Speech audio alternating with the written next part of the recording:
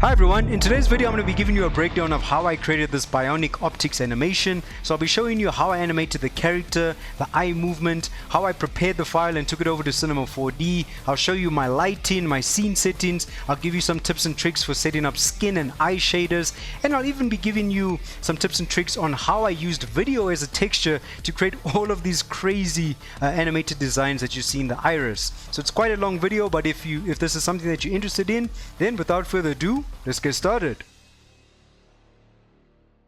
Alright, so let's get started by talking about the actual character model. So if you've played the game Detroit Become Human, you know exactly who this is just by looking at the eyes. This is Chloe, and I actually managed to find a 3D model of Chloe on Render Hub, which has been converted to a DAZ Studio model. So that's fantastic. We can use all of the powerful tools within DAZ to animate Chloe, and that's exactly what I'm going to be doing and showing you how to do it.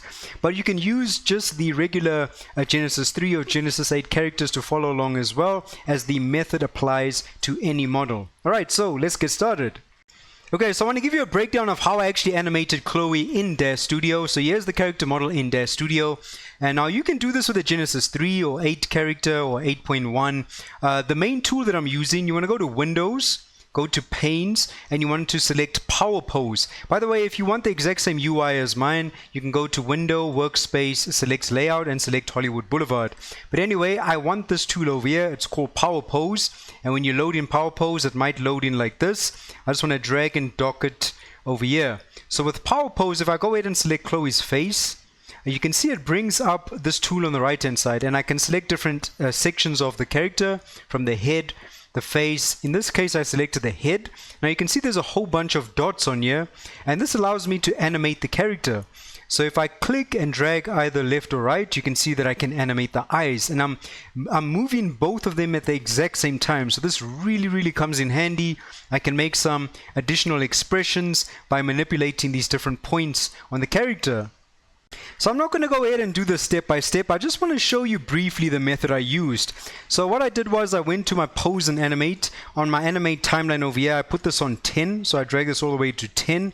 And to make sure I'm on 10, when I drag this to the end, this goes to 0. Then on my timeline, I've got 300 frames. Then I drag this up so I could actually see the rest of my timeline. And then from here, you can see all of the properties, and the rig contained within Chloe is within this object.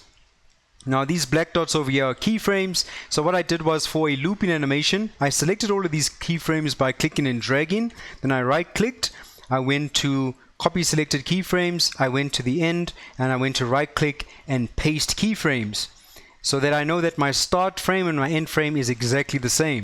So now it's just a matter of selecting Chloe's face, going back to Powerpose, and now on frame 0, just to demonstrate this, if I select this dot over here, I can move the eyes to the left or the right hand side, and it's moving both of them at the same time. So I would create like very fast, almost like a very jerking movement like this to animate the eyes. Now in order for me to record that naturally, I just need to click play on my timeline, and as the timeline starts playing, as soon as I start moving the eyes, it automatically creates keyframes. So to demonstrate this, I click on play and I jump back here immediately. So I click on play,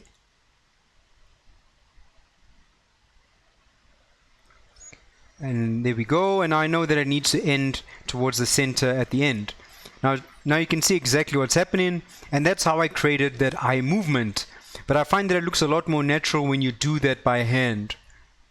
And now if there were keyframes that I didn't like within the sequence, I could just click and drag a selection box over them. I could right click and go to delete selected keys, and that would remove them. Then I could go back and start recording that again.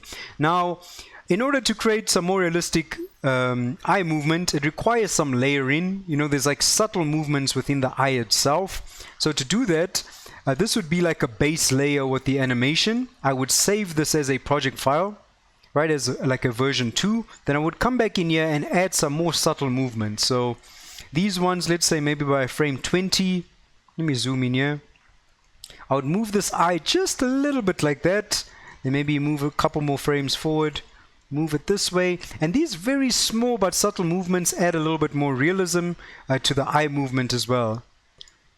Right, so jumping through the timeline, adding some more movement here. Let's see, so here towards the end there's hardly anything happening, so I'm going to add some more subtle movement. And there we go. So now if I play this back, okay, maybe you don't want it to be that jarring. Let's see, maybe this key over here has moved too much from that position. So I'll just move that back. I want it to be quite subtle. So click on play.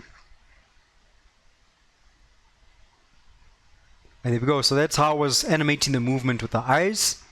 And you can see as it gets towards the end, it will loop. Now obviously this requires finessing and cleaning up of the keys, but I'm just showing you the overall method for doing something like this. Oops, let me press Ctrl Z to bring that back. I wanted to actually remove these keys.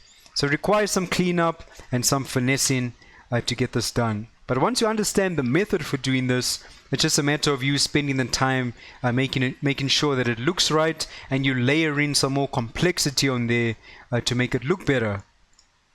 So once I had the eye movement down, I want to actually create a blinking animation. So to do that, you can do it in the Powerpose by selecting this dot and bringing it down to close the eyes and open it up. But there's a much more controlled way to do this. So if you select the face on your character, go to parameters, go to pose controls, and just look for something that says eyes. I think it's called eyes closed. There we go, eyes closed. So to do this, I'm going to drag forward over here. So currently the eyes are open, but I want to create a keyframe. So to do that, on eyes closed, I'll drag this forward, then drag it back again to 0. And that created a keyframe, making sure that the eyes are open. So now you can see I'm currently on frame 20. So I'll go to frame, let's say frame 22, and then I'll close the eyes. Then I'll go forward 2 more frames to frame 24, and then I'll open the eyes again. So that created a blinking animation. So if I click on play, here we go, she blinks. So that's the easiest way to create blinking animation. So I'll create a couple more of those within my animation timeline. So the rest of this is just layering more complexity on the face with animation. And another thing that I did was I actually added some head movement. So to do that, I want to make sure Chloe's head is selected. I went back to my Powerpose, and if I manipulate this point over here, I can actually rotate the head. So I want the movement to be quite subtle and quite slow. So let's say I'll move the head like that on frame 40. Then maybe over here, she'll be looking this way. And she'll be looking that way again. Okay, so if I click on play, this is how I added in some more head movement with my character. So it's quite subtle, but it's obviously adding a little bit more life to our animation. Now again, it requires finesse, it requires making sure that you're happy with the movement itself. If you don't like certain keyframes, remember you can press Ctrl Z or just undo that until you get something that you are happy with. So even with the head movement, this character's face is still completely dead. So what I did over here was I added another animation layer on top of this. And by the way, I recommend that you save versions of this. So if you've got this version, you know, with the blinking plus the eye movement plus this head movement, save this as a version, because now you'll be adding some more animation layers on top of this. So what I would do over here is I'd select the face, go to parameters, go to pose controls, and by default I think everyone should have access to these HD sliders. It's basically built-in expressions for the character like this. You can also go to Powerpose and you can like open the mouth and pose this manually, but I prefer to use the pose controls in parameters by using these presets. Okay, so then what I would do is on frame 0, let's say on frame 10, I'm going to use one of these presets. So I will use a glare, but I'm going to bring this forward and then bring it back to 0 just to create a keyframe over there. So from frame 10 onwards is when the facial animation will start. So now I'll put some glare on there, make it quite subtle. And let's get rid of the glare. Let's add some pleased. Get rid of the pleased. Get rid of the pleased entirely. And make sure my glare is on 0 as well. And we bring in some happy. And then put my happy on 0, because I know on my end frame there is none of these facial expressions. So by doing that, it adds a little bit more life to the face. If I click on play, it just adds some more movement to the eyebrows and to the rest of the face. So this worked really well when I was zoomed in, because it created, you know, that subtle movement that you would actually see in the eyebrows or maybe the cheeks lifting up. So for the purpose of what I did with a close-up, this method worked pretty well. I also went to tools and I activated this ActivePose. So by ActivePose, it's like moving multiple joints at once on your character. So I would move like, whoops, make sure, let's say, okay, maybe on frame 20, I'll move this just a little bit, go to frame 110, and she'll move that way. And then let's add some more movement on the neck. And to bring this up, you click on this icon and go to Show Pose Tool. Then I can rotate the neck down like this, and maybe rotate the neck up, and just subtle movement. So I'll click on play, and now her body's moving as well. So it makes it look a little bit more dynamic. And it just worked really well when it was zoomed in. So yeah, that is the breakdown. That's how I animated the face and the eyes for this character. So once I was done with my animation, I went to the Animate To tab.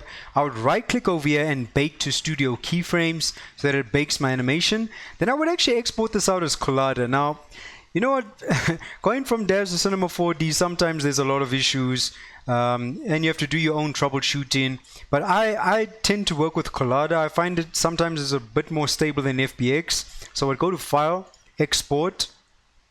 Alright, and on my desktop I'd create a folder over here, just name this Collada. And I'll show you my export settings for both Collada and FBX, so I'll just call this female human. So with Collada, very important, you want to click on show individual settings and make sure you've got animation selected, transformations and morphs. And these are the rest of my details, and this is what's under morphs. Then click on accept and it will export out your character. So now I would also export out an FBX, so I'll go to File, Export, and then over here I would just create an FBX folder. Select FBX.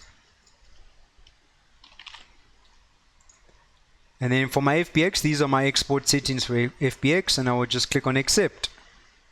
So now in Cinema 4D, I'd go to File, Merge Objects, go to my Collada folder. So I'll be using Collada. I just find it to be a little bit more stable than FBX. These are my import settings, and click on OK. Alright, so there's our character. Now you'll see if I zoom in, and if I click on play, I've got all of that head movement and animation that's applied. Now I used Octane render for rendering my character, and you'll see as soon as I send this to the viewport, especially with Collada, there's issues with transparency with the eyelashes and the eyebrows. So the first thing that I'll actually do is I would select all of my materials, go to materials over here, and I would convert these materials so that they become Octane materials. Now I don't need these files anymore, so I can select them and delete them just to make sure everything is nice and clean. Then I would go to the eyebrows, so I would find them over here. Let's see, these are the lashes. So the main issue that's happening over here, by the opacity, you want to select this, select the image, and you just want to invert it. So as soon as you invert it, you get the correct representation of what the eyelashes or anything with transparency is supposed to look like. And now something else that's really important that I do with characters in Cinema 4D, if you see these weird black intersection lines on your character, what you want to do immediately is open up this gear icon, and you want to put your ray epsilon, you want to add an extra 0 over here and press enter, and that will sort that out immediately. So sometimes you see issues like that with the eyes or anything where there's really close contact, you can fix that immediately with the ray epsilon. And I like to use path tracing as well.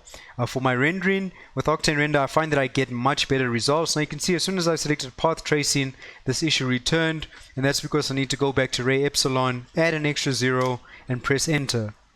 Now again, sometimes with Collada or FBX, there might be issues with your character, like stuff that's intersecting, or maybe the eyelashes move. But something I want to tell you right now, with this animation recorded, you can actually move parts of the animation and it actually won't destroy the animation. So you can see over here, in this case, when my character blinks, I can actually see the inside of the eye.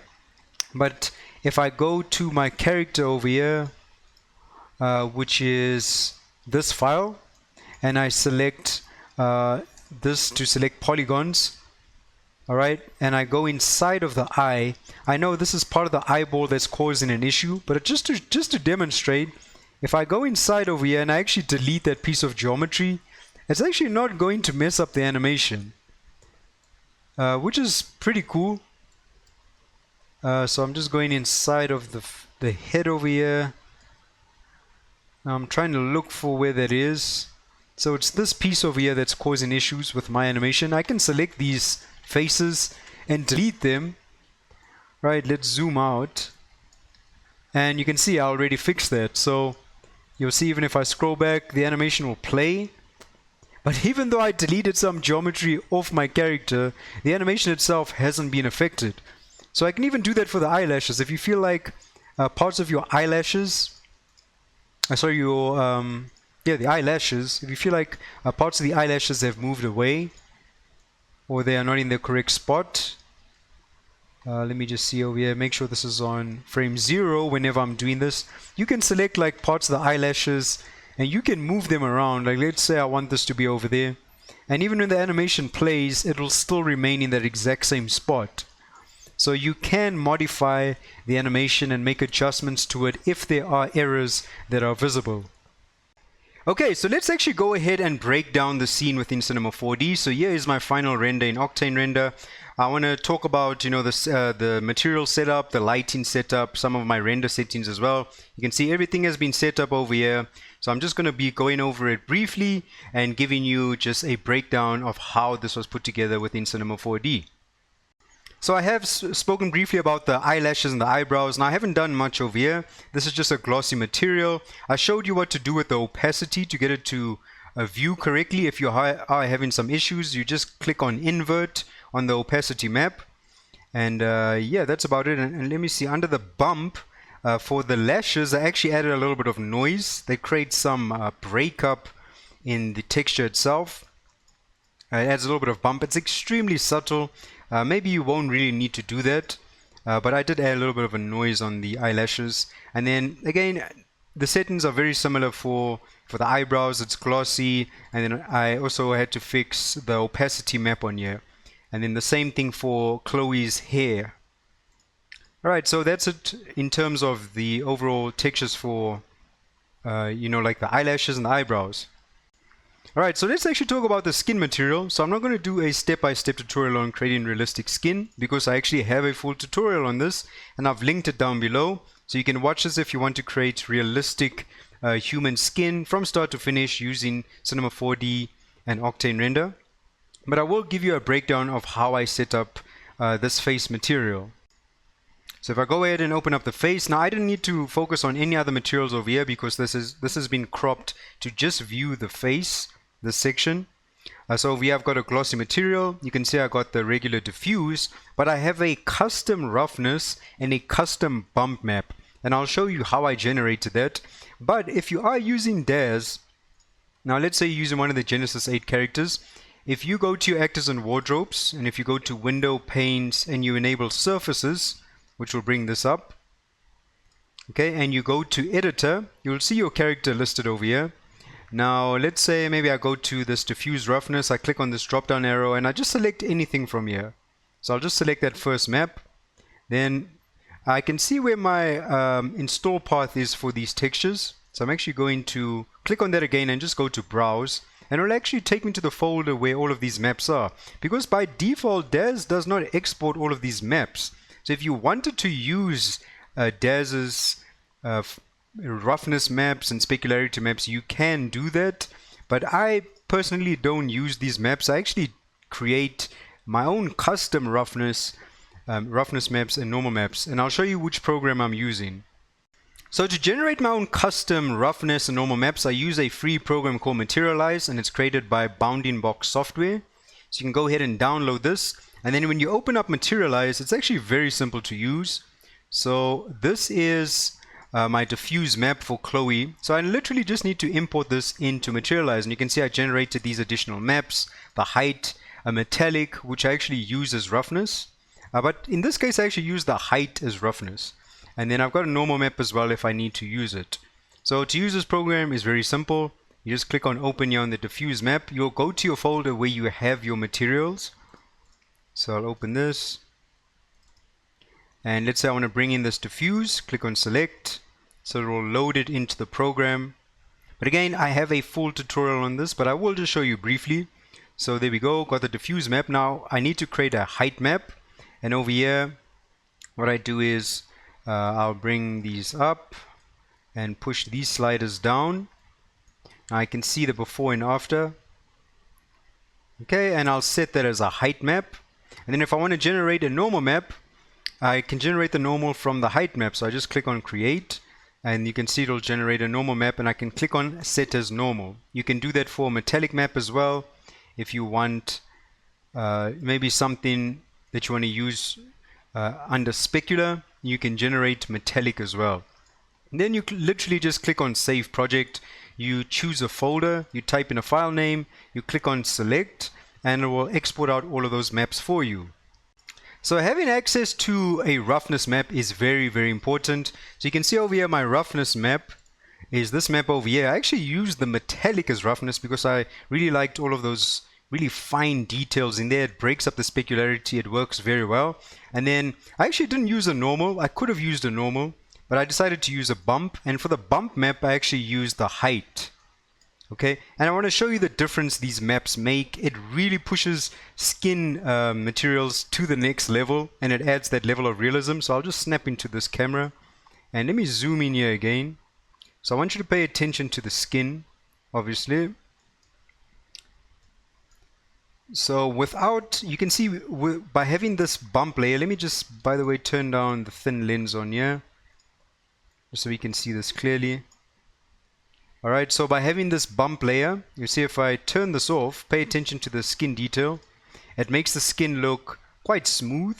Now I'm still seeing some more detail on here because of there's like a custom, there's an additional face texture that's just on this region, but you can notice here on the nose, all of those details that were once present are now gone. So this bump map adds that layer of detail onto the skin. It's adding the pores and the skin imperfection, and this is truly what helps push it a lot further. Right, and I just drop down the power a little bit so that it's not too intense, because if you have way too much power on here, it's just going to add too much detail, as you can see. So I wanted it to be subtle, but I wanted it to be visible as well. And then with the roughness, I added that on here just to break up the specularity, because if I don't have this roughness, right, I've just got this universal roughness over the entire skin, and if this value is really low, then the skin starts looking extremely oily. So I just broke up the specularity by using a roughness map, or in this case the metallic map generated from Materialize. So like I mentioned earlier, that I have a separate section over here that has a little bit more specularity applied to it. So a roughness map just on its own, for me personally, is not enough. Sometimes there's areas of the face that have a little bit more moisture, and it's hard to control that just with a single map. So what I did was I duplicated this face layer, and then I selected my character over here. So I went to polygon selection, I held down shift, and I created a selection just around this area because I wanted this area in particular to have more moisture on it, as you can see over there. Alright, then I duplicated this and I dragged and dropped this onto this area. Okay, so that's going to be this material over here. So it's just a duplicate of the face map, but the thing is I decided to remove the roughness map on here so that I could add, or I could control the level of moisture on here. So you can see if I bring this all the way down, it makes this really, get all of these awesome specular highlights. So I'm still using the bump map, but now I've got the selective moisture that I can apply just on this area. So if you look at a human being's face, this area on the face over here by the eye bags tends to have a little bit more moisture than other areas of the face. So this is a great way to control that selective moisture and wetness on the human face. So again, I created a custom selection over here for this area. So this is called the Lacrimal Papilla. If we look at the anatomy of the eye, it's basically this section over here on the eye, and this definitely has moisture applied to it. It gives it, you know, that little bit of shine that you can see over there. So you can see I created another custom selection just on the Lacrimal Papilla, and I dragged and dropped again the face texture on that section. Now you can see it creates this really nice highlight over here, And if I play around with the roughness, you can see if there's a lot of roughness applied, it takes that moisture away. So this is a great way to create selective moisture on different areas of the human face. So I always do this with my human characters. And then as you can see over here, the corner of the eye, which is called the Lacrimal Caruncle, which is this section, that definitely has moisture applied to it. But again, in order for me to control the level of moisture over here, I have a separate selection. And as you can see all of that moisture in this section. And that's just being controlled with the roughness. See if there's way too much roughness on here. It doesn't look good. Right, I want this to have some more moisture. I want there to be these specular highlights. So having selective areas on your character with custom values for roughness can definitely help push the skin texture a lot further.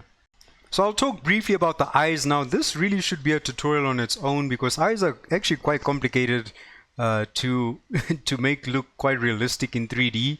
This is what breaks the immersion between something that looks CG and something that can look realistic. So whenever you're using DAZ characters, you'll always have these maps: sclera, iris, eye moisture, pupils, and a cornea.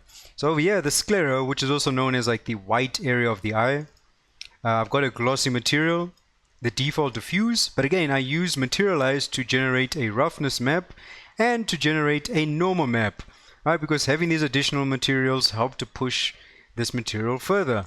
But now with the diffuse, I added some pinkness on here, and I just reduced the mix a little bit so that I'm moving away from the original material and just adding a little bit of pinkness into the sclera. You can see if I bring this all the way down, okay, that's giving the character pink eye, but just adding a little bit of pinkness in here, I feel looks pretty good. So now if I move on to the iris, so this is the part of the eye that contains all of those beautiful colors that we see. So it's this blue area. So if I open this up, glossy material. Over here, I'm not using a custom roughness map. I decided to just adjust this manually. I'm using the default diffuse, but I did generate a bump map, which is technically a height map for the eyes. As you can see, I generated that with Materialize, and there we go. I didn't add any additional index. By the way, on the sclera, on the sclera, I brought my index down a little bit. You can see the default is on 1.3. And yeah, that's about it for the iris. And then over here for the pupils, this is just the default diffuse. So with the pupil itself, if you look at a human eye, it's completely black. It just looks like a black hole, an endless black hole. So I put that on diffuse because I didn't want to, capture any additional highlights or specularity if it was on glossy. And you can see I've got a bump map on here, and I just bumped up the power quite a bit. I don't know why. I don't think that's really necessary for the pupil because you're not really going to be seeing any additional detail, but I do have a bump map on there for that. And then another really important layer, which is the protective outer layer on the eye, which is called the cornea. So this is actually what's giving this eye, all of the sheen and a lot of shine, right? And this is the cornea. And for my cornea, I actually created a metallic material type. So with the diffuse, well, I'm using the original map, but I don't think this matters too much with metallic. And let's just go through. I'm not using a custom roughness map, but you can see I brought the roughness all the way down so that I have these really sharp and glossy specular highlights. You can see if I bump this all the way up, it makes, especially this area over here by the iris and the pupil, it starts looking really strange whenever there's light reflecting in there. So by bringing down the roughness, I can see, some reflections from any light that's in my scene. And no bump, no normal. Just trying to see if there's anything else on here. Yeah, that's about it. So this layer, I use metallic. And then the opacity as well, I brought that all the way down. Because if your opacity is all the way up, it's just going to look really strange, right, when it's metallic. So I brought down that opacity just to make it see-through. And I think it works pretty well. I know some people use specular, but I like to use metallic.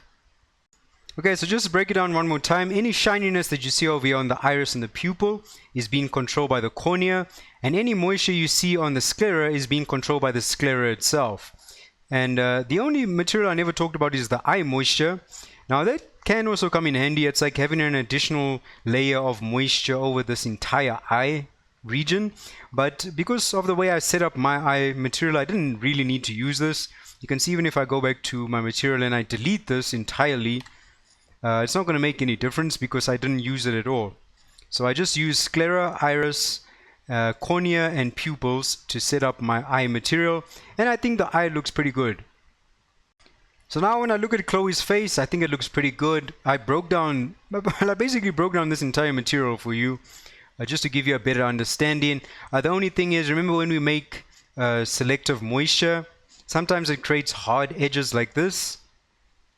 So I guess you have to be strategic with how you do this, because if you were taking a picture from this angle, this would be quite obvious that, you know, there's a breakup in the material over here because of that additional moisture. But I was strategic with how I did it because it was front facing and you couldn't see that breakup in that selection. But I just wanted to mention that. And then, yeah, this is how I set up the skin material, the eye material, and the eyelashes and the hair as well.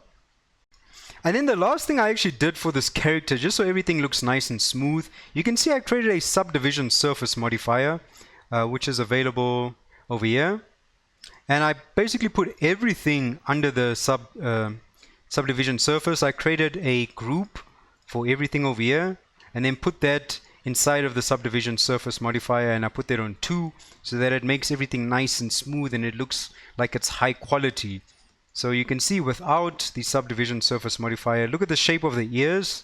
They start looking low poly and that just looks terrible. So the subdivision surface modifier makes a huge difference to make this actually look like it's high quality. Okay, so this skin shader is absolutely nothing without good lighting. You need good lighting in your scene to make this material shine. So if I hide my character over here and just show you the lighting. Okay, let me just zoom out. Okay, I've got 3 lights. There's 2 side lights and there's a front facing light, and this front facing light is actually extremely important because it makes the eyes look really nice. So I'll bring back Chloe into the scene. So again, it's 3 lights, that's all I need, and then I've got an Octane daylight. But let's just bring Chloe back into our 3D workspace. Okay, so there's Chloe. Now let me show you exactly what's happening here. If I turn off the side light, that's what it does. And then with the light settings itself, these are my power settings, and the visibility, I just turned off camera visibility. Okay, so both of these side lights are the exact same value, but this front light, you can see without that front light, I mean, you get more dramatic lighting. It depends on what you're trying to do. But if I'm trying to do portraits, I'll always have this front light. You can see the power is on the default 100, but it creates this nice specular highlight within the actual pupil. So I always do that with portraits. I'll always have a front light. So it's just 3 lights, and then the Octane daylight itself, if I turn this off, you can see what it looks like. So I created an Octane daylight in my scene, and I just rotated the Octane daylight until everything was dark. You can see I didn't want any of the additional, lighting from there. I just made sure my scene was dark, so I had a nice black background, and that's it in terms of lighting. Very simple setup, but it's quite effective. So this next detail, I actually consider this to be overkill. You don't really need to do this unless you may be doing extreme close-ups. But I like adding details that maybe people won't notice, and that is I added in this layer of peach fuzz. So it's the tiny, really tiny hairs that we see on a human face, and this was generated using Cinema 4D hair. So with this Daz character, under your selection sets over here, you actually have a face selection, which will just select this face. Right? It just selects this face area, and that's where I wanted the peach fuzz to be visible. So I would select that, then I would go to where is it? Simulate hair objects and add hair, and that would create this hair material or this hair object. Then in the hair object, I put my count on 20. I made the length really, really short, right? Because I wanted the hairs to be really small. And then for the hairs itself, my count is on 20,000, segments on 12. And then this is all being controlled with this hair material. Under the hair object, I also went to dynamics and I turned it off because enabling dynamics is really going to slow down your animation unless you want the hair to move. That's not something I wanted. I wanted it to be completely static. So let me just turn up the length of the hairs over here so you can see what this actually looks like. It's really tiny. But yeah, there we go. Now it's a lot more visible. So you can see over there the hair is way too long. So a value of 0.15 worked pretty well for me. And that was basically it. And then in this hair material, I created a custom color over here. I actually didn't play around with the specularity. I did play around with the thickness. I put it on 0.01, both the root and the tip. And then over here by the length, I enabled that. You can see my settings for length, 80, my variation on 20, and I added a little bit of kink. So kink adds, where you can see it makes sure these hairs are not just completely straight and sticking out. It adds that imperfection and bendiness to the hair. And these were my kink settings. So just a little bit of peach fuzz to add a little bit additional detail on there. I think is a nice touch, but it's not something you really need to do unless you're doing extreme close-ups. And then I also decided to, just create a custom Octane material. And this would be the main material for the hair. So I dragged and dropped it onto the hair object.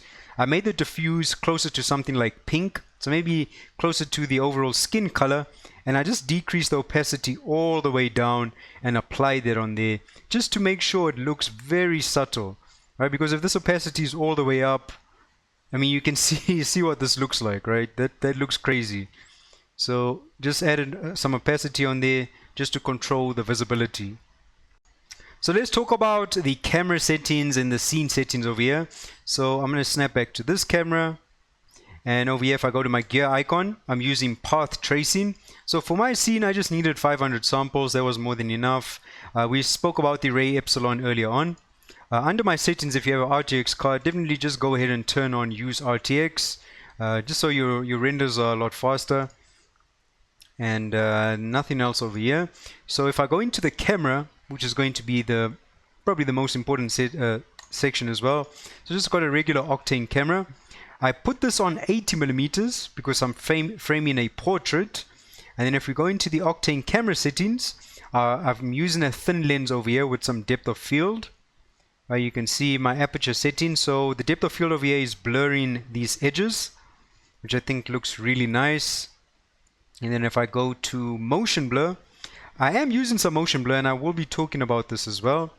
So the motion blur that I've created over here, you can see I've got all of these motion blur tags on the character. So to create a motion blur tag, you select whatever you want, you right click, you go to Cinema 4D Octane and create an Octane object tag.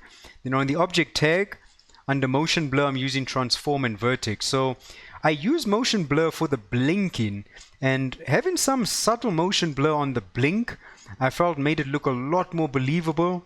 Instead of something just looking completely, static without any motion blur on the blink. So I definitely did that, and I put my shutter value on 0.03. So it's a very subtle, but it makes the blink look a lot more realistic. Then on the camera imager, that's enabled, I'm using a linear response. Highlight compression, I always use this. If you've got any blown out highlights, you can see what this highlight compression does. Right, it can control any blown out highlights in your scene. Also just adjusting the exposure and the gamma. And this hot pixel remover, if you've got any, small little hot pixels in your scene, you can see if I bring this all the way up, like any hot pixel areas like this noise, it can help to remove that. So this slider does come in handy. And I always add some post-processing. I enable this and I just play around with some of the bloom. I always add a little bit of bloom to my renders. And that's about it for the camera settings and just the overall scene settings. Okay, so now I want to give you a breakdown of how I actually place these animated elements in the iris itself. In case you're wondering how this was done, it's actually really simple. So let me show you how this is done. All right, so in Photoshop, what I basically did was, whenever you have these characters, you will have a material for the eyes, right? This is the texture material for the eyes. If I actually go back to Cinema 4D, and I go to Iris, and I go to diffuse, you can see there's the map right over there, right? If I click on that and I go to locate, it'll take me to the folder where these irises are located. Now I obviously created a bunch of these, but by default you'll always get an eye material. So what I did was I brought this texture into Photoshop. I right clicked and I made sure that I go to rasterize a layer so that I can actually modify this. Then I went to this elliptical tool, I held on Shift and Alt, and I just drew out a circle like this, alright, on both eyes. And then I just pressed delete, and I made sure that this background has this checkered pattern, which means it's transparent. Then I saved this as a PNG, right? This was saved as a PNG. So I went to save PNG. And by saving it as a PNG, I make sure that the background will remain transparent.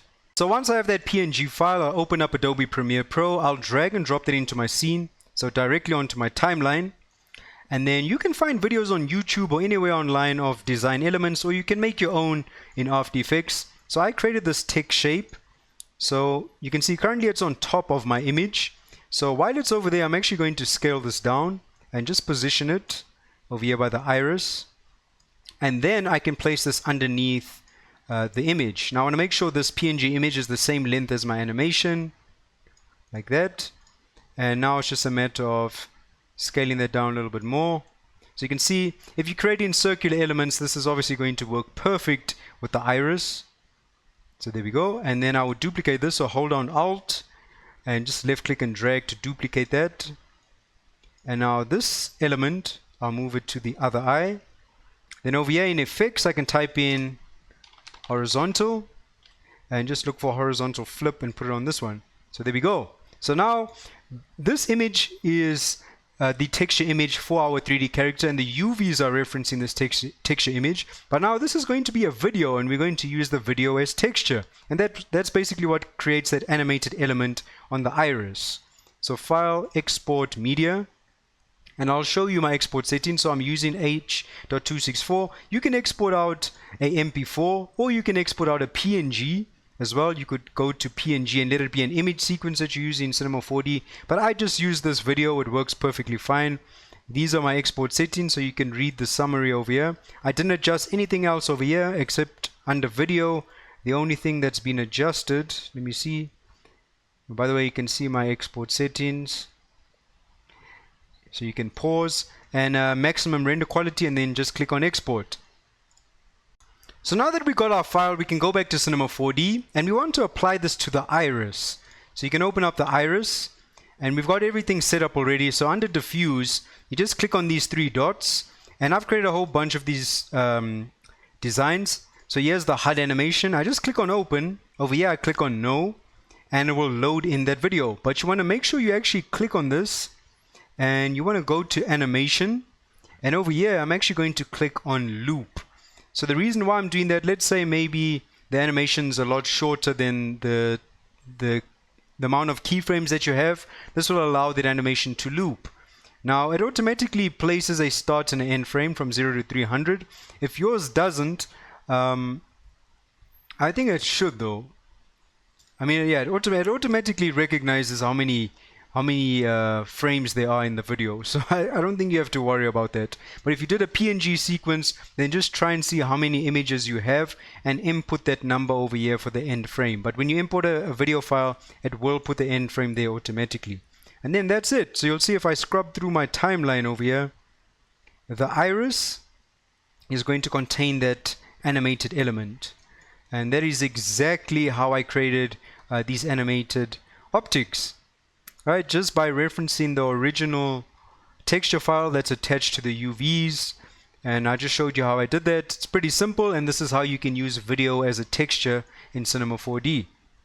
Okay, so that's going to be the end of the video. You can go on my ArtStation and check out the entire project if you're interested. I know this was a long video, but I really wanted to break this down for you guys from start to finish. So I showed you the character that was used, how to animate the eyes and the head movement, exporting that out, troubleshooting certain issues in Cinema 4D, and then even setting up the skin material, giving you some tips and tricks for the skin material and the eye shader as well as the eyelashes and the hair, and showing you my lighting and my camera settings, as well as how I actually placed animated elements within the iris, and just how simple that was to set up. So I hope you learned something from watching this video. I love doing these breakdown videos just to give you guys some insight into how I'm actually creating my artwork. So let me know what you think down in the description below. You guys are always super awesome with the amount of support you show me on this channel, and stay tuned for some more videos and tutorials, and goodbye.